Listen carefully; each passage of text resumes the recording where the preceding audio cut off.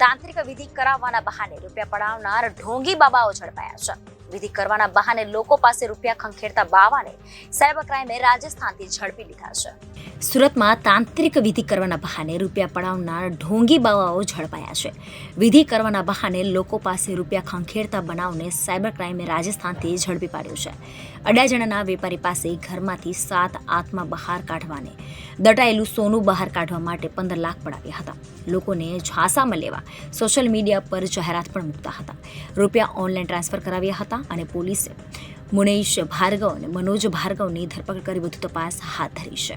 Police commissioner Shri Surat શહેર, અધિક police commissioner Shri crime branch Surat શહેર, નાયબ police commissioner Shri crime branch Surat શહેરનાઓની સૂચના અનુસાર શહેરના નાગરિકો સાયબર ક્રાઇમનો ફાઇનાન્શિયલ ફ્રોડનો ભોગ ન બને અથવા જો એવા ગુના આચરવામાં આવ્યા હોય તો તેવા ટોળકીઓને પકડી પાડવામાં આવે તે માટે સૂચના આપવામાં આવેલ. તે સૂચના અંતર્ગત સાયબર ક્રાઇમ પોલીસ સ્ટેશનની અંદર અરજદારની એક FIR નોંધવામાં આવી હતી, જેમાં ઓક્ટોબર 2022થી લઈને મે 2023 સુધી જે અરજદાર છે એ ફાઇનાન્શિયલ ફ્રોડનો ભોગ બનેલ. એમાં અરજદારને થોડી ઘણી ઘરમાં તકલીફ હતી. એ હિસાબે ફેસબુક ઉપર શૈલેન્દ્રનાથ અઘોરી નામનું ફેસબુક એકાઉન્ટ છે. એના ઉપર એવું લખેલ અરજદારને મળ્યું કે તાંત્રિક વિધિ છે કે સભી સમસ્યાઓ કા સમાધાન કરે. અરજદારને તેમાં વિશ્વાસ પડતા અરજદારે સદર એકાઉન્ટ ધારકનો સંપર્ક કરેલ. ત્યારબાદ વોટ્સઅપ પર તેમની સાથે વાતચીત થયેલ. તો આ અઘોરી શૈલેન્દ્રનાથ જે છે, જેમનું મૂળ નામ છે મુનીશ ભાર્ગવ, તેઓએ અઘોરી શૈલેન્દ્રનાથના નામે એકાઉન્ટ ખોલીને દેશભરમાંથી ભોળા લોકોને ભોળવીને અને તેમની પાસેથી નાણાં પડાવવાનું કામગીરી કરતો હતો. એ દરમિયાન અરજદારનો સંપર્ક થતાં એમણે તમારા ઘરમાં ભૂતોનો વાસ છે, તમારા ઘરમાં ઘણું સોનું છે, દુષ્ટ આત્માઓનો વાસ છે, વિધિ કરવી પડશે એમ કહીને ટુકડે ટુકડે પૈસા ઓનલાઈન ટ્રાન્ઝેક્શન કરાવીને પોતાના જ અલગ અલગ બેંક એકાઉન્ટોની અંદર પૈસા નખાવ્યા છે.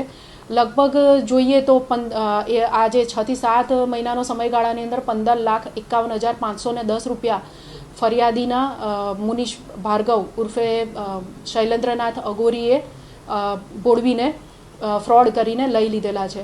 આ દરમિયાન એક વખત મુનીશ ભાર્ગવ પોતાના સાગરીત મનોજ ભાર્ગવની સાથે સુરત ખાતે આવેલ અને ફરિયાદીને ભોળવીને એમના ઘરમાં વિધિ કરવા માટે જણાવેલ, જે માટે ફરિયાદીએ ઘરમાં ખાડો ખોદાવેલ.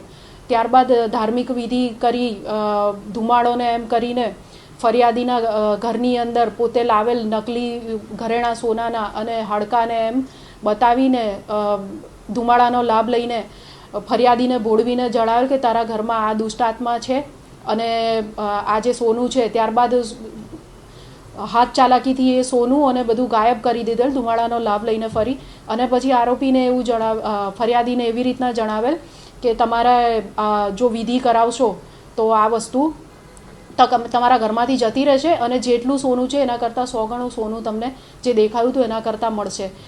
એ દરમિયાન મનોજ ભાર્ગવ, જે મૂળ આરોપીનો સાગરીત હતો, એમણે તેનામાં પોતે આત્મા આવી હોય એવો ઢોંગ કરીને 108 બકરાની બલી માંગી, જેના માટે ફરિયાદી પાસે ફરીથી પૈસા પડાવવામાં આવ્યા.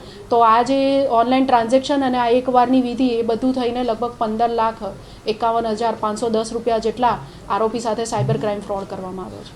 Reporter Arvind Rathod, Janadesh news, Surat.